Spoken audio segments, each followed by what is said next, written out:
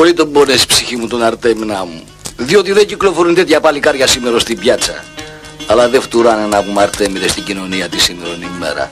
Του τέστη 3 πουλάκια κάθονται μονίμως του Διάκου τον Ταλαβέρη.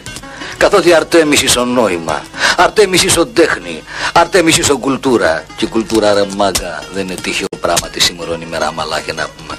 Και επειδή να πούμε δεν πιάνει η δικιά σου η κλάβα και δεν την ανθίζεσαι, δεν πάει να πει ότι δεν πιάνει και τα άλλον η κλάβα μαλάχε να πούμε. Καθότι τα ψηλά νοήματα δεν τα αθίζεται ο κόσμος. Δεν την ψηλιάζεται τη δουλειά, γουστάρει εγχώριο πράγμα. Πώς λέμε να πούμε της πατρίδος μου σημαία έχει χρώμα γαλανό. Σαμιώτησα από ότι θα πας στη Λέσβο. Τι ήταν οι Βούλγαροι στη Μακεδονία μας και τα τι αυτά. Έτσι και του ρίξα ψηλό νόημα κομπλάρι. Και ενώ εσύ του λες να πούμε μεταξύ των δύο οδών συντομότερα η ευθεία, αυτό σου λέει τα ζάκα ουρκετσίτα. Κυκλοφοριακόν χάος. Έτσι όμως και του ρίξεις κλαρίνο, φουστανέλα και τελεμέ καθάρισες.